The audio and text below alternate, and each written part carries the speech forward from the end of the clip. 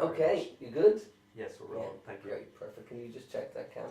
Yeah. Sure it's- Will I press stop and press record again? Yeah, we can do that. We'll do this. I'll press stop here. Okay. And I'm recording And again. record, yeah. Great. Excellent. That's alright, the frame is okay, yeah. Yep, very happy. Great. Okay, perfect. So, let's go again. Can you get that up?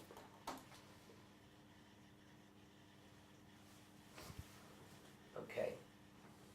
Actually, I'm getting a flick on that anyway. So do you know what? Just turn it off. Yeah, different hertz. Turn off the computer altogether? Yeah. I think so. Yeah, different hertz as well. You guys. Yeah. I think it's on 60. Usually it's on 60. Do you know what I might do? Though? Put just to do something. Let's throw that there.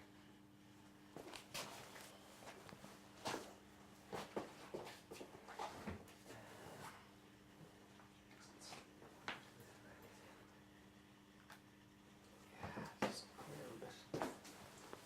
Let's see if I'll just roll this Mm-hmm. here. He's a bit of a perfectionist. Yeah, you gotta get these things right. We're not gonna have We're all color coordinated back in the Yeah. office and everything. That's it. You're not allowed in. He all has his cans in one direction. Yeah? Yeah. What was it? What was that? Pretty one. No, what was the one with the Irish actor was Oh, obsessive? obsessive. Julia Roberts is in it. That's gonna... You know what I mean? I Anyway. do know what you mean. Yeah, He was a bit OCD. he was completely. Okay. It wasn't Richard Gere, was it? No. He was an Irish actor. Actually, it might have been Richard Gere. I think it was the Irish actor with a moustache though. There's one with Gabriel Byrne. No. He lived because he lived in. He's a brother. There's two brothers, and his brother lived in Brighton because I was living in Brighton at the time, and he was in a movie with Greta Scacchi at one stage, the older brother. But the younger brother, there were two brothers. They were in what's the thing that came after the Reardons? Dempsey, it's not. Glen Rowe. Something like that. They were in one of those things at one stage. Anyway, right. Finney might have been one of those. Right. Okay, cool. So let's go for it again. Go. Great. So, just again, introduce yourself. Tell us what you do here. Okay. I'm Dr. Ray Wally. Just keep it. I'm Dr. Ray Wally. I'm a general practitioner for the last 20 years in the North Inner City. Okay. And how is that? What's it like working in North Inner City? It's a busy practice. It's a practice whereby we have a number of GPs, we have a practice nurse, we have a number of secretarial administrators. It's a busy practice, and unfortunately too much work and too few GPs to provide for the needs of the patients. And what's the day-to-day like? Have you always worked here? Yes, basically. I worked in the south of England in the past. I trained in the south of England. I spent 2 years as a rural GP in Donegal, Falcarra, so real rural. But I went to school in O'Connell schools and primary and secondary, so I came back to an area I knew well, and chose to work in the North Inner City because that's where you feel like you were providing general practice, at the cutting edge. Unfortunately, in the North Inner City, it is a deprivation area. Deprivation isn't unique to urban areas. It also exists in rural areas, but it's most prevalent in certain urban areas like the North Inner City. Right. And what kind of challenges does that, working with that, kind of entail? The predominant population I'm dealing with are medical card holders. A medical card is given out by the state on the basis of an income assessment. So these are people who earn very, very little money. There are people who significantly earn less than what the working wage would be expected to be. A lot of the people have literacy problems. So they're not just battling health issues, they're battling educational sort of issues. There can be a lot of single parent people. There can be a lot of people with mental health issues. Unfortunately, in an area like deprivation in Ireland is no different than other areas, whereby what you find is that people don't necessarily have one ill health issue. They tend to have multiple ill health issues. So they can have mental health issues, they can have heart disease problems, they can have breathing problems. There's a lot of smoking down there, and there's a higher instance of obesity levels in deprivation areas. So unfortunately, you've got the multitude of issues, and with that goes a higher consultation rate. With that goes more people requiring referrals to hospitals. But unlike half the population who have access to private healthcare, these group of people don't have access to private healthcare, so they're totally dependent on the public system. And as we know, we have waiting lists in the public system at an all-time high. As we know, we've got attendance, people waiting in emergency departments at an all-time high. So when you have a backlog of the public healthcare system, it hits hardest in a deprivation area because these people are totally dependent on the public healthcare system. Okay, and does it actually, how does it actually influence coming from a poor area? Why does it influence your health, coming from a poor area? Why does that have an influence? Well, a lot of these people, some of them have genetic illness that are going to end up getting it from their parents. Some of them, I'm afraid, they obviously have a lower income provision, so they don't have access to the same degree of food produce. They don't have access to the same degree of education. That being said, in deprivation areas, we have an excellent system whereby, due to the DESH system, you have more teachers per population.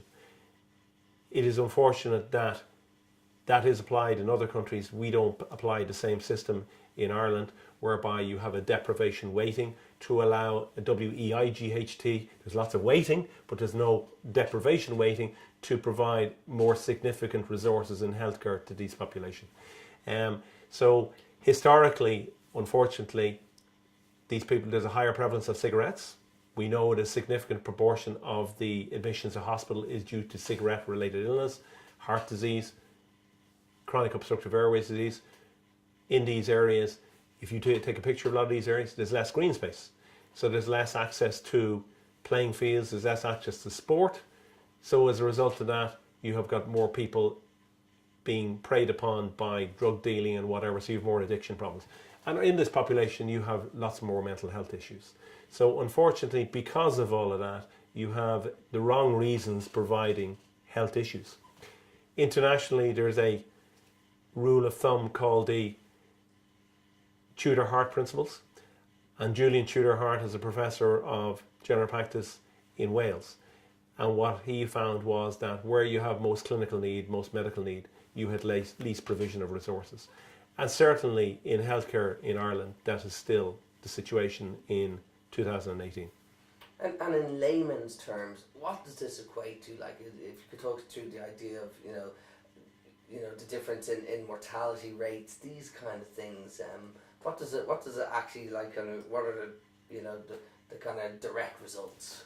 In layman's terms, it means that on a medical card list in a deprivation area, you have less patients over 70 years of age, because patients die up to 15 years younger than other people. In layman terms, that means families are basically affected by early death of parents. And that's also, you have lots of more people dying of mental health issues like suicide. You have lots of people with addiction issues. But these people in deprivation areas are no different than people in anywhere else. If you provide education and you provide healthcare to these people are indecipherable than somebody who lives in Foxrock or Killiney or Cork or wherever. The difficulty is that the resources are not put into these areas to ensure that these people have less morbidity, less medical complications, that they live longer than anybody else. Because these people's needs, these people's wants are the same as anybody else in any other area. They want their kids to grow up with a better education. They want their kids not to be worried about where are my school books coming from, where is my next meal coming from. Now, in Ireland, with a lot of these areas, we're good at providing for the schooling, whereby a lot of these children are actually given a breakfast at school through the DESH system. But the problem is that doesn't transfer over to the healthcare system. In Ireland, we provide psychiatrists on a lower ratio in deprivation areas, similar to the DESH system where you provide more teachers to those areas, but we do not provide that for general practice. The importance of general practice in these areas is that A Professor Barbara Starfield was a public health specialist in America who 30, 40 years ago was asked to provide advice to the World Health Organization. And her alma mater statement was that if you have more general practitioners, you will have less morbidity and less more mortality, meaning people have less medical problems and they die at a older age. But the problem is in deprivation areas whereby there is less income to provide for the general practitioner to develop his healthcare, whereby there is a bigger need. Unfortunately, you've got the two major resources being affected to general practice, where you have too much workload and too little money to resource that workload. So as a result of that, in somewhere like the south side of Dublin, you have one GP to approximately 1,200 people. You have one GP to about 4,000 people in a deprivation area in North Dublin.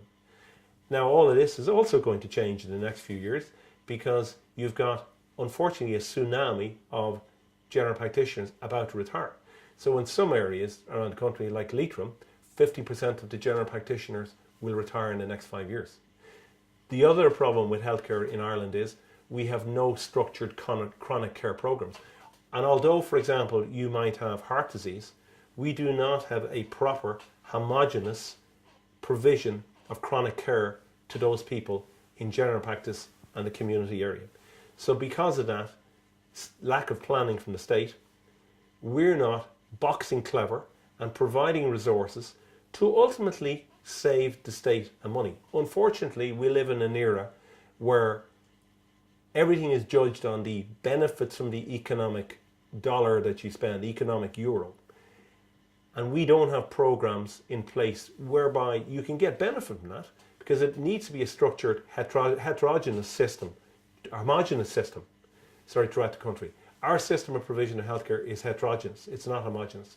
It's when you provide homogeneous chronic care structured system throughout the country, not just the deprivation areas, that basically you get the benefit economically to state. So what does that explain that to me? Homogeneous. So, for example, if I basically have money, I can go to my general practitioner and say, look after my heart. I've had a heart attack. Tell me the things I need to do. And the GP says, I need to see you 4 times a year. This is the cost of that. We're going to do this. We're going to do these blood tests. We're going to send you for that ECG. We're going to send you for that echo every time a year. Yeah, that's fine. I have the money to be able to provide for that.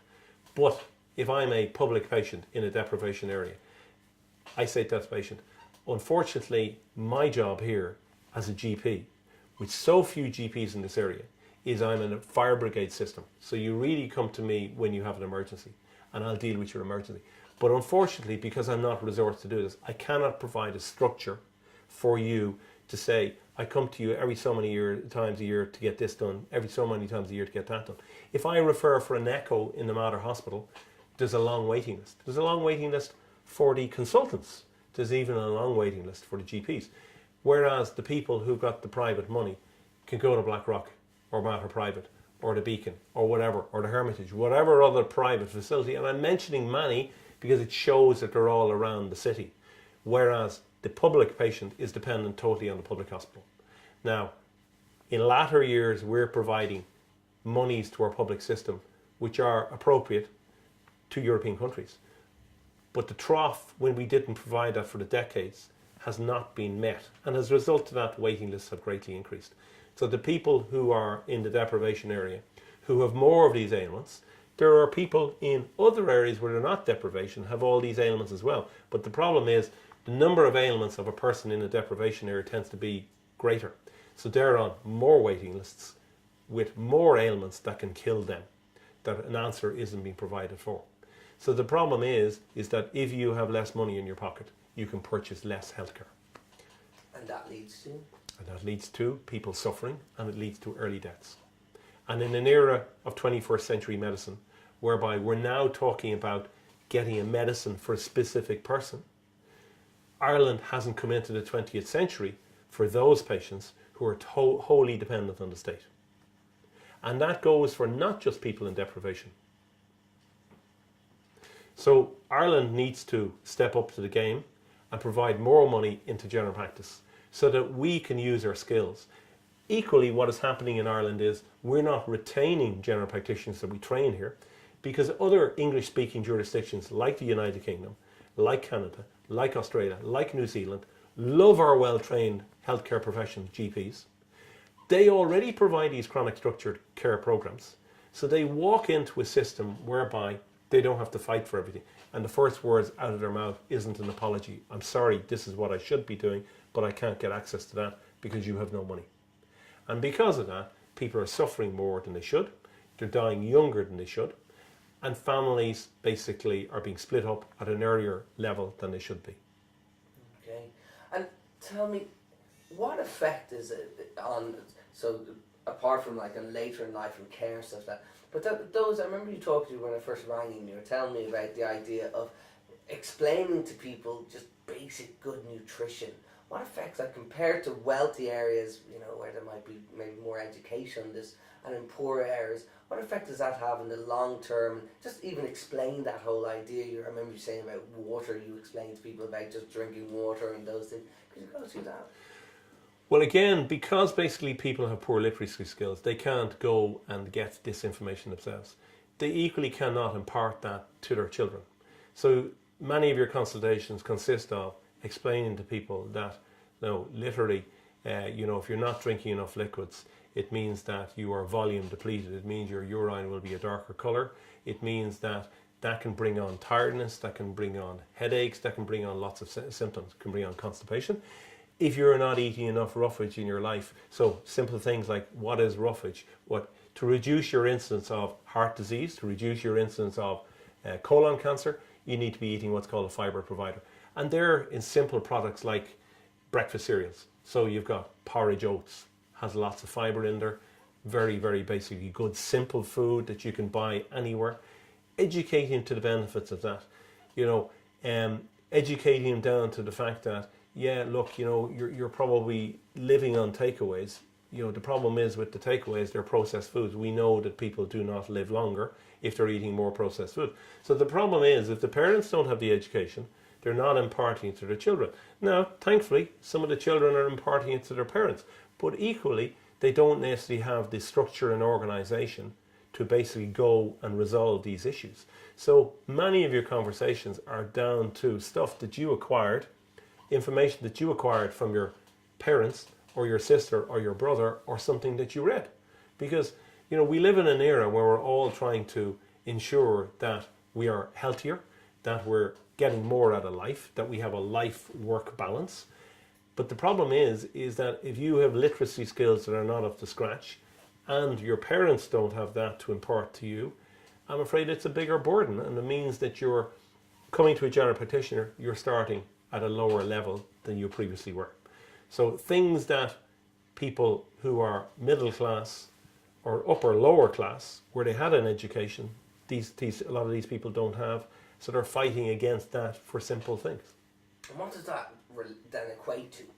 It equates to the fact that, again, you have more morbidity, comorbidities, you have more people dying of cancer, there's more people dying of breast cancer deprivation areas, you've got more people dying of lung cancer, you've got more people dying of colon cancer, you've got more people dying of every single thing, strokes, heart disease, all of those different types of things. So the problem is, again, it comes down to the fact that people die earlier in these places, up to 15 years earlier. And this is an era whereby the average woman in this country dies at 84 years of age. The average man dies at 78 years of age. So that means that you're a man, you could be dying at 63 years of age. And if you're a woman, you're dying at 69 years of age. And their rates of death, age groups that go back in other countries, in Ireland, many, many number of years, and it is, we're not boxing clever. The biggest beneficiary economically from this will be the state. Because if you've got a medical card and you're wholly dependent on the state, your medical card status is unlikely to change. So if you develop cervical cancer because you have not had a smear to pick up cervical cancer before it becomes evident, and then you need an operation, and then you die, and your children go into care, paid for by the state, all of that costs money. And I'm thinking about an individual that happened to, because basically they didn't have the education to go and get a cervical smear many, many number of years ago. So all ailments have a higher incidence in the deprivation area. Okay.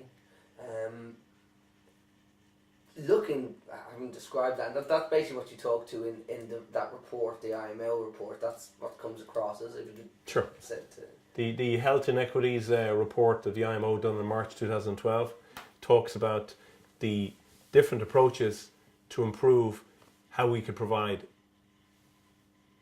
health in these areas. One of the things it says is that through all departments of the government, if we change anything, there should be a health impact assessment to see that what is the effect upon the health to people living in deprivation areas, because ultimately there's an economic cost to this.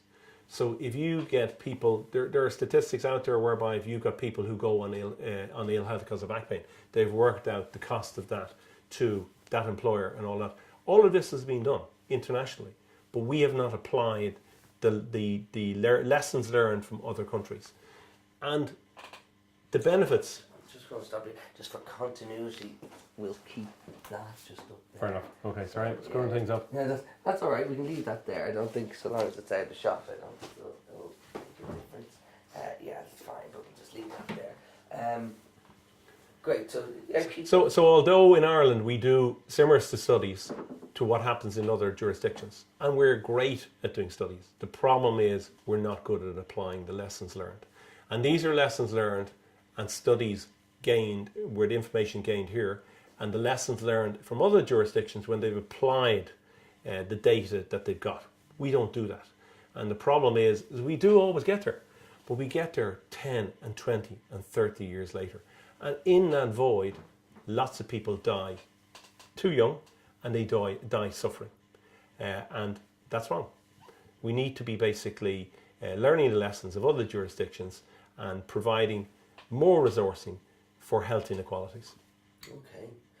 So what's the answer? So if we're looking at this, so we know there are health inequalities, we can see what they are. You've got smoking, you've got heart disease, you've got all these things you talk about. But what is the answer to that?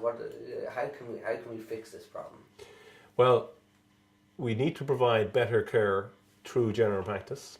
We need to provide more chronic structured care to general practice.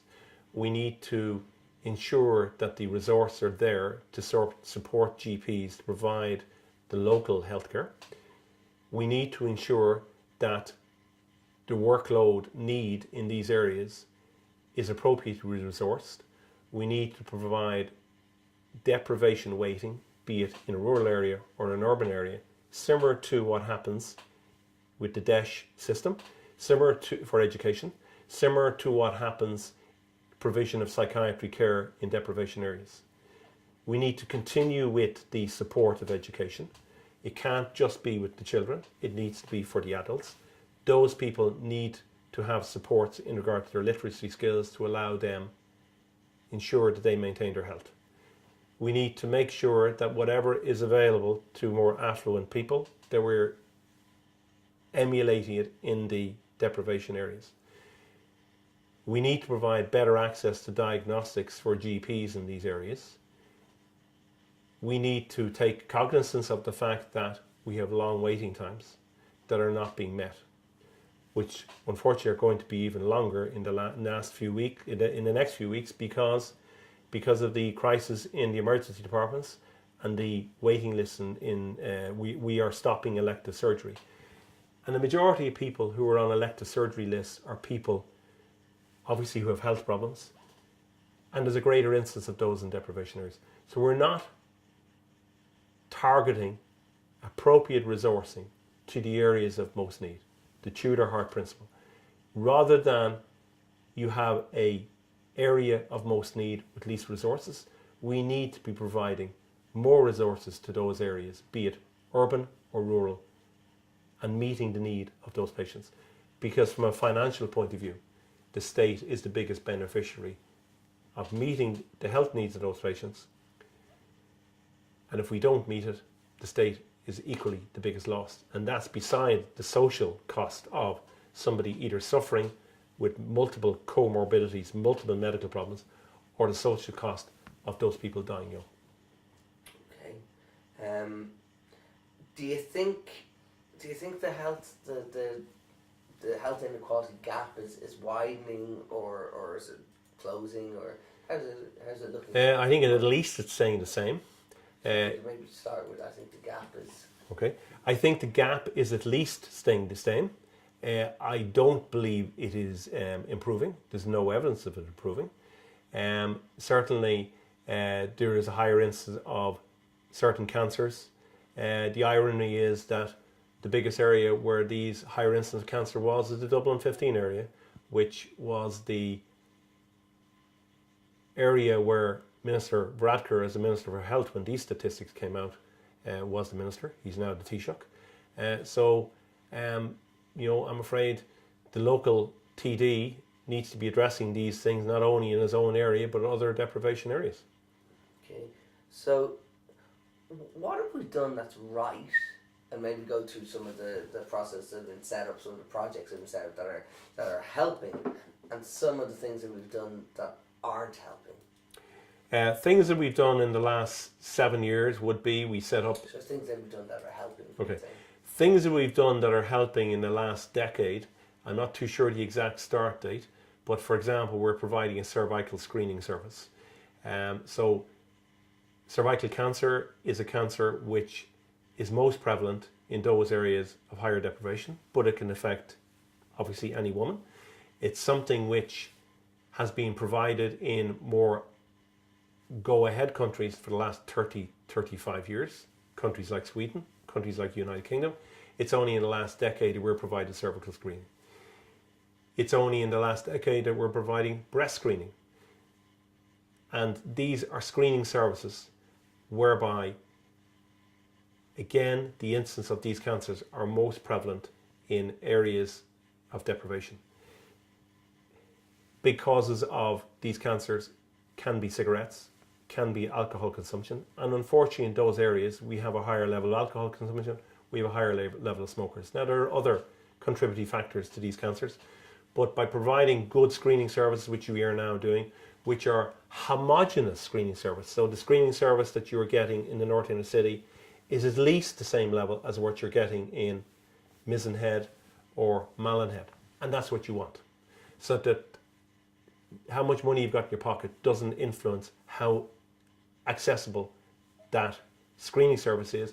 And if you're unfortunately found to have a positive diagnosis, that your access to good healthcare from the appropriately trained consultants is at the same level of access as you're getting if you have money in your pocket, if the public system is working properly. Now, that being said, approximately 6 months ago, in our breast cancer service in the Mater Hospital, there was evidence that we couldn't get staffing there. So unfortunately, we do need to ensure that we're not on a peak and trough system. We need a continuous provision of this service, whereby if there is an increase in population or is an increase in need, we need to be making sure that we have the staffing and the machinery to provide for this. Okay, and as far as early intervention, like, are there any projects like the Preparing for Life project, even things like Healthy Food Made Easy and those kind of things, do you think they have an effect? I'm not aware of the studies done to see what benefits they've done, but I think that they definitely have an effect. You could just say early intervention. I'm not aware of an assessment of those early interventions. Early intervention definitely benefits wherever you provide it. These early interventions certainly need to be homogenous. They should not be unique to one area. But obviously the need is most so in certain deprivation areas. And there is evidence to date that the cervical screening service has saved lives. There is evidence that the breast screening service has saved lives. We now, in the last few years, have a bowel cancer screening service. And pardon me, there is evidence that that is gaining benefit as well. For the last decade and a half, we have more resources put into better cardiac care, but predominantly secondary care. We did provide a service in primary care as a pilot level, and the evidence was that it saved lives. But the problem is it's not open to new patients, and it basically, even though the evidence-based medicine is there, it has not continued to be funded. So the only people who are funded are the existing people.